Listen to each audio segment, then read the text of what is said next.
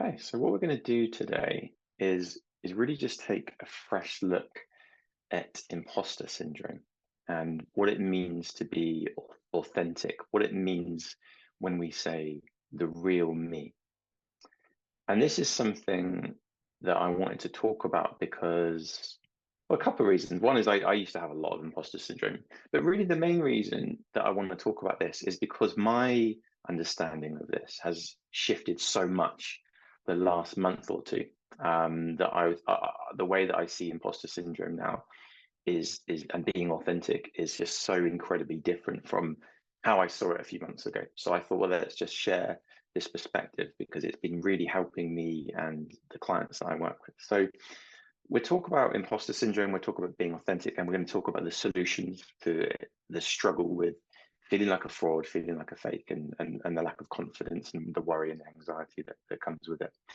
So let's kind of have a look at what imposter syndrome is, first of all, because imposter syndrome is a bit different to anything else, any other sort of anxieties or lack of confidence or worries, because imposter syndrome is specific to you. You've already taken an action and you're already in action. You're already doing something whereby you're feeling like a fake or a fraud or that you don't belong. You're scared that you're going to get found out. So it's different to, oh, I'm just worried that I'm not very good. Imposter syndrome is unique in the fact you've already taken some sort of action and you're in a work environment or a role or a position where you're feeling like a bit of a fake, a bit of a fraud, and you're scared of getting found out. So it's very different from, oh, I really want to do this, but I'm too scared in case I fail, and then you don't do it. You've already done something. And that's why it's a bit different. And I find that my clients say things like, well, I just don't belong here, or I'm going to get found out, or what if they discover the real me? That's always interesting. I'm going to get into that because the real you. There's worry, there's fear, there's insecurity. It's like, well, what am I doing here? I don't know what I'm doing. Who am I to do this? Even like I can't believe it. If you find that something has happened for you and you end up saying to yourself, oh, I just can't quite believe it's happened, then that means there's a bit of imposter syndrome as well. Like you might have it in a relationship, like, oh, I can't believe they even like me. Well, then you're kind of feeling like there's a mismatch between who you think you are and then what's actually occurring for you. Or you get a job, or there's something happens that you see as positive and you just can't quite believe it. If you can't believe it, you're subtly indicating to yourself that your beliefs about who you are mismatching with what's actually occurring for you. So there's that as well. And I can relate to all of this. I remember, I mean, getting my first ever girlfriend when I was 16. I said to a lot of people, I can't believe she wants to go out with me. So like, what that's telling you is like, oh, I think this about myself, and then I don't quite believe this not congruent. What's happening out here isn't congruent with how I see myself. And that's, by the way, when we end up self-sabotaging. If you can't quite believe how good you're getting it, because it's unfamiliar and it doesn't feel quite comfortable, we can end up subtly and unconsciously pushing that thing that we say that we want away. So watch out for that. The time I experienced imposter syndrome the most was when I was lecturing in psychology and I was training the trainee psychologists in how to go about their practice. And I felt like a massive fraud because I thought that I was thick. And there's me being a senior lecturer, and I thought that I had to hide the fact that I was dumb from all of them. And that was exhausting, trying to hide something. And here's where we're going to get straight to it. The reason that you might struggle with imposter syndrome is because you're trying to hide something. So in my example, I thought I was stupid, so I was trying to hide the fact because I thought it was a fact that I was stupid. And so I felt like an imposter because I was acting like an imposter. I was literally being an imposter. As far as I was concerned, I was stupid. And so I had to hide that. So I was literally hiding something. So no wonder I felt like an imposter. And here's the thing that I discovered that's really transformational in every single person with imposter syndrome is hiding something. So as we talk today, I'm going to invite you to have a bit of a ponder. What is it that you're being inauthentic about? What is it that you believe about yourself that probably looks like a truth? Maybe not to you, but it did to me, that you don't want other people to find out. Because it's probably not, oh, I'm not really very good at Excel and I lied on my CV and I don't want them to find out. It's probably something deeper than that. It's probably a belief that you have about yourself that you think is true. And here's the shortcut. The thing that we're hiding that leads us to imposter syndrome is always a lie. So you can kind of jump off the call now. Like, you don't need to worry. The thing that you're scared of, that maybe you're stupid, you're dumb, you're inadequate, whatever it might be, which we'll look at, is a lie always. And that's what we're going to look at today, and how this can literally transform imposter syndrome forever, because the thing that you're trying to hide is never true. So let's talk about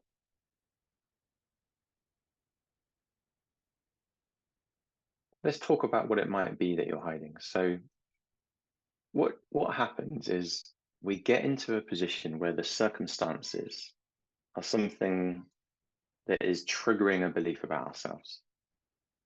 So the circumstance might be you're in a relationship and it's triggering a particular belief about yourself where you can't believe it. They're too good for me because I'm really not very good, or I'm not good enough.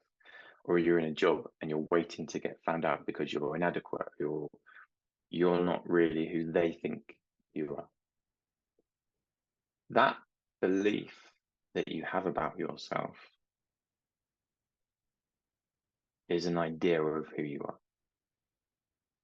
We call it a limiting belief because it's a belief that limits you.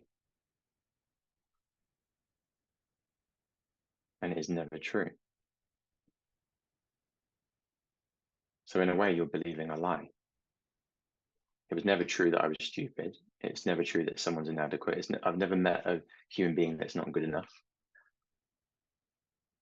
And so what happens is we develop these compensations. So we all start off with a limiting belief. I'm not good enough. There's something about me that I don't like. There's something about me that definitely other people won't like. And then in our minds, that creates a problem. We're suddenly dealing with a problem. I'm not okay. I'm in some way flawed or broken. And then because in our minds that seems like a very real problem, we develop a compensation. We start adapting to life and people and circumstances because we're believing something about ourselves. And of course, that compensation is hiding what we think is the real us. So it's like we're suddenly wearing a mask. We go to a social event and someone might say, oh, who are you? Tell me about yourself. And you say, oh yeah, I do this, I do that. And you're trying to cover up for the fact that in some way you're not okay. Because you don't want them to see through to the real you.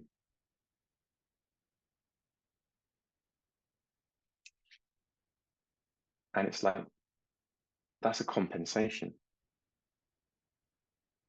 And because your compensation is based on a feeling and a decision of inadequacy or incompetence, then you're always going to feel not good enough. Because you're always going to have imposter syndrome because of where you're coming from. Unconsciously, you're doing something that reminds you that you're not okay, or at least you think you're not okay. So it's kind of like, the funny thing is with compensations, the compensation is a solution to a problem that was mind-made. And then oftentimes the solution, which is the compensation, becomes the problem. So in other words, if I have a mind-made problem that I'm stupid and I'm not as good as other people, I compensate, I adapt by working harder than everyone else. That's the solution. And then guess what? The solution becomes the problem. Oh, well, suddenly I'm burnt out because I'm working harder than everyone else. So the solution to a perceived problem becomes the problem. And I don't know, maybe 8 times out of 10, something like that. That's what I work on with my clients, is their compensation. And in a way, my job is the easiest job in the world because I just need to point to the fact that that thing that you were trying to hide, that problem, is not a problem. It was a thought that you had about yourself at some point. And that's what we're going to have a look at. So while I'm talking about the rest of this, my invitation for you is to consider, where are you being an imposter in your life? Presumably you're here because on some level, some of the time, you feel like a fake or a fraud, or you don't belong, or you're waiting to get found out. So where are you being an imposter?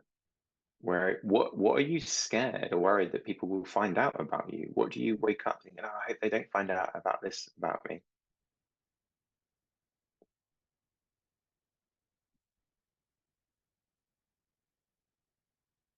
The truth is, you can't have true confidence until you drop the faking it.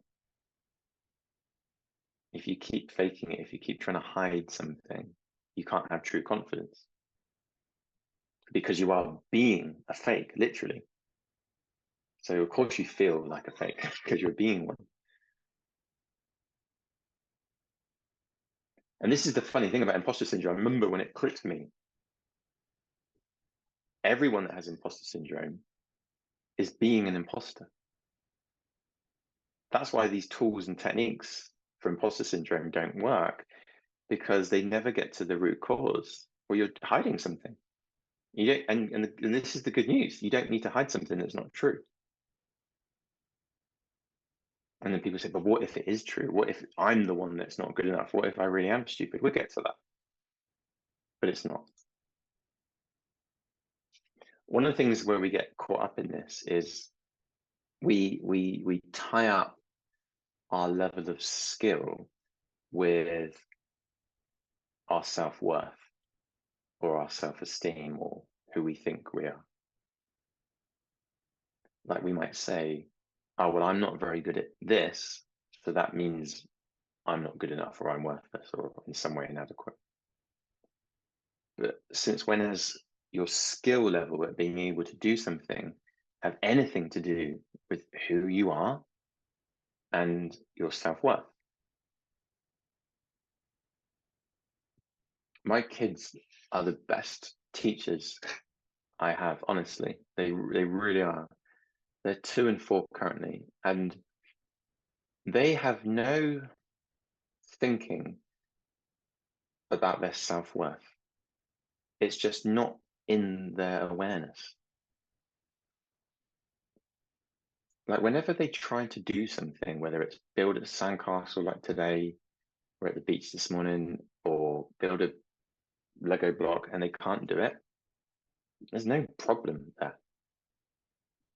But for some reason, when we get older and when we get all grown up, we start to think, well, because I can't do this, then that means I'm not good enough. And that means I'm inadequate. And that means I'm not as worthy as anyone else.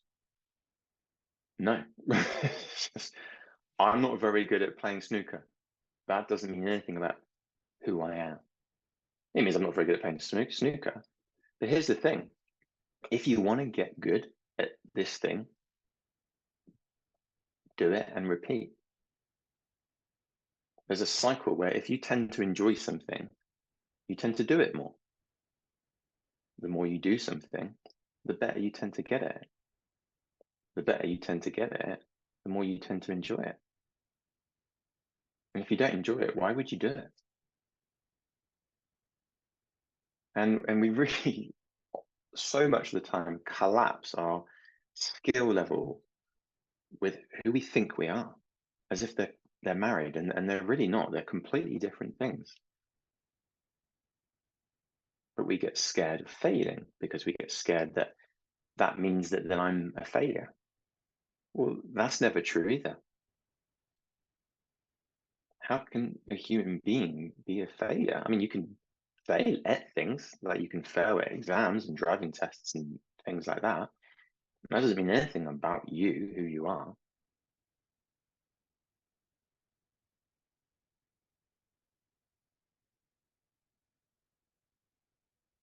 So, in terms of being authentic and who we really are, we tend to have three levels of authenticity. Us. We have what we call our masks. So the mask is who you present to the outside world, and sometimes who we present to ourselves. You know, it's how you either like to think of yourself or how you would like others to think of you. So if you're anxious socially, maybe you like people to think of you as socially confident.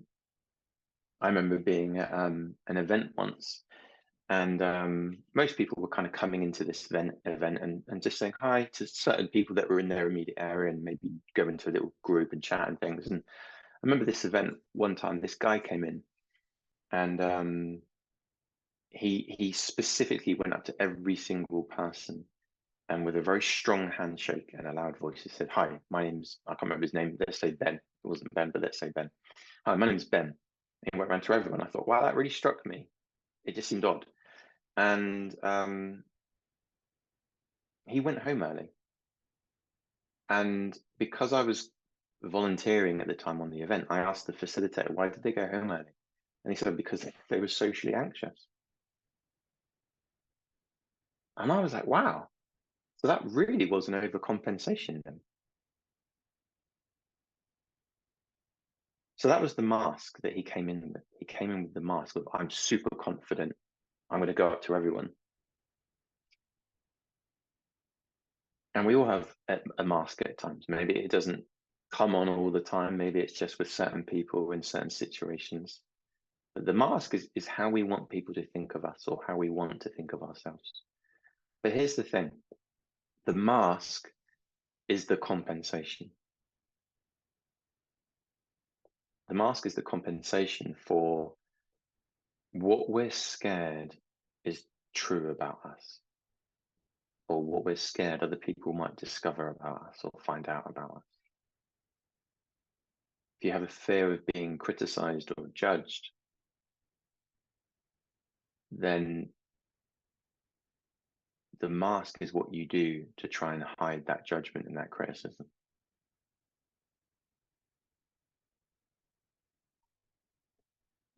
So the mask is designed to cover up who we think we really are, the real us, the true us. So that's two layers. You've got the mask, and then you've got who we suspect the real us might be.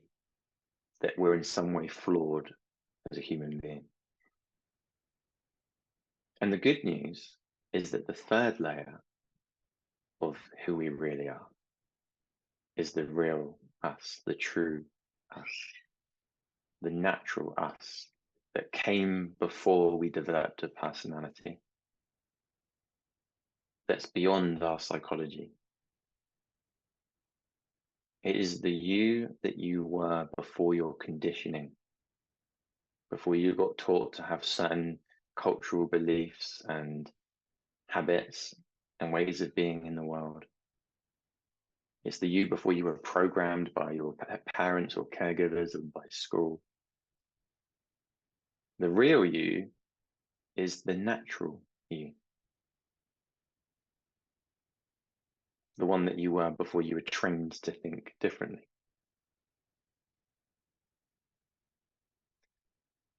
And this training, this programming, this conditioning that I'm talking of, it gets so unconscious that you can't even see it.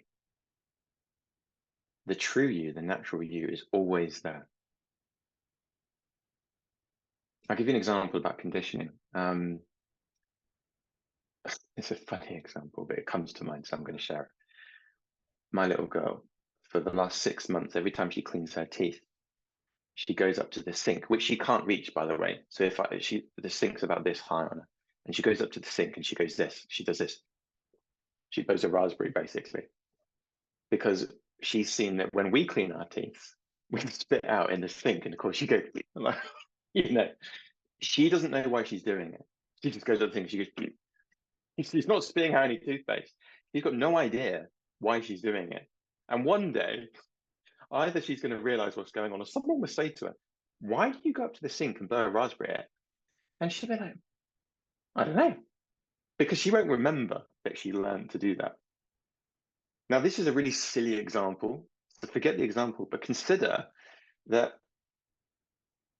you're like that too.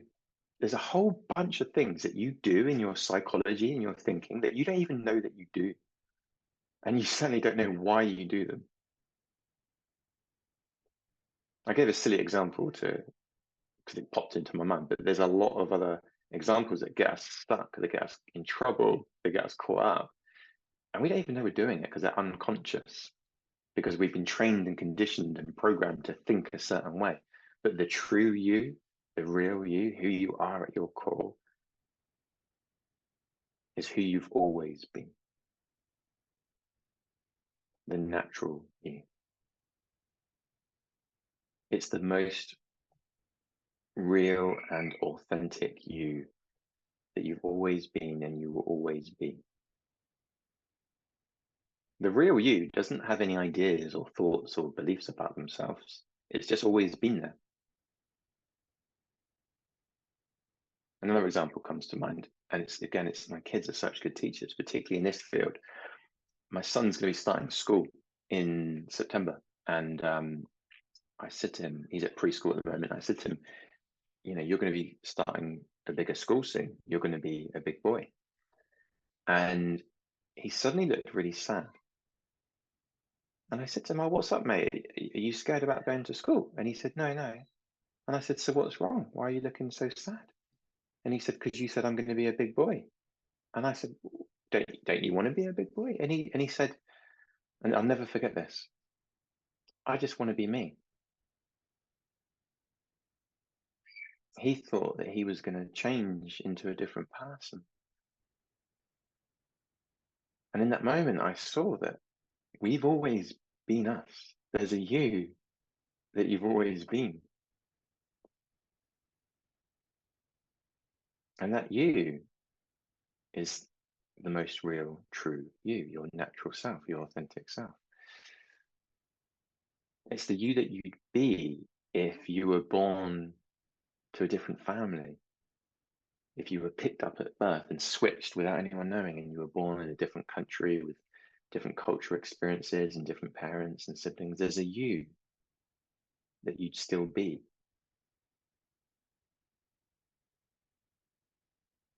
And this is the you that is perfect, whole, and complete. And there's no words. I mean, I'm pointing to it with words because I've got nothing else, but you'll get a sense of this. And when you're the real you just do what it occurs to you to do because you follow your heart, you follow your passions, you follow your interests, you follow your joy, you enjoy life. When you're in touch with your inherent nature, you are in touch with your soul. That's who you are.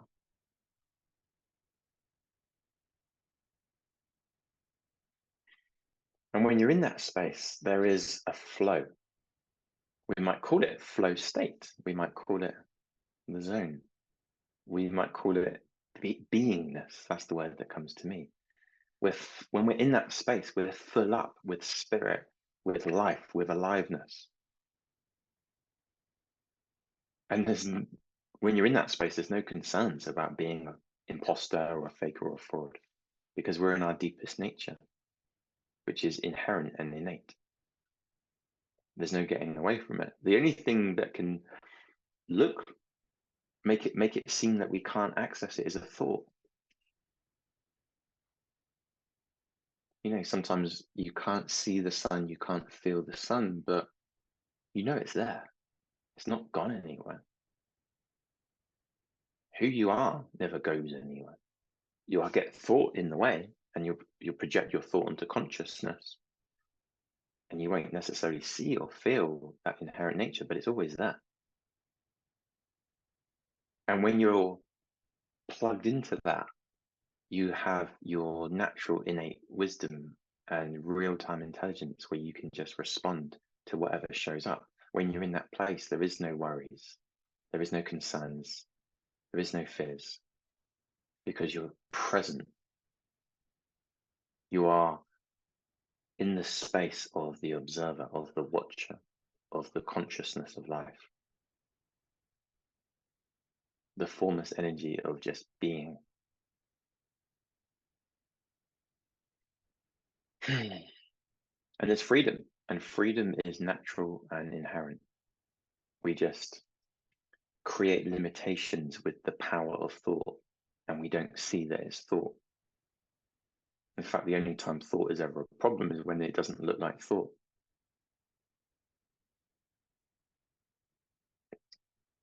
And you never need to hide a thought. Thought is never who you are, and is never a problem.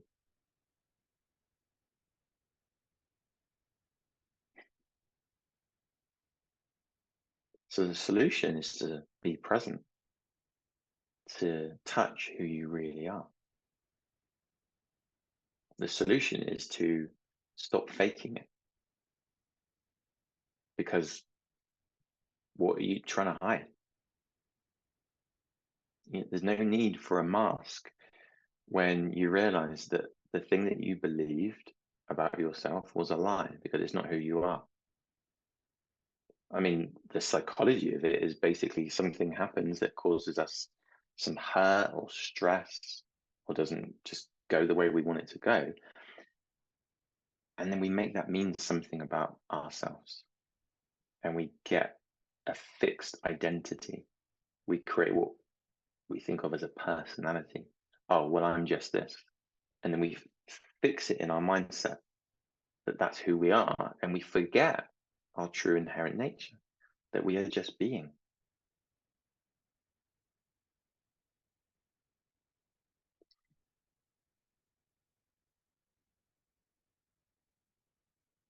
So the root cause of imposter syndrome is believing a lie about yourself and then compensating for that lie. That's it. Full stop. So your only job is to see that it's a lie and just be present and do whatever occurs to you to do that you love and enjoy and follow your heart.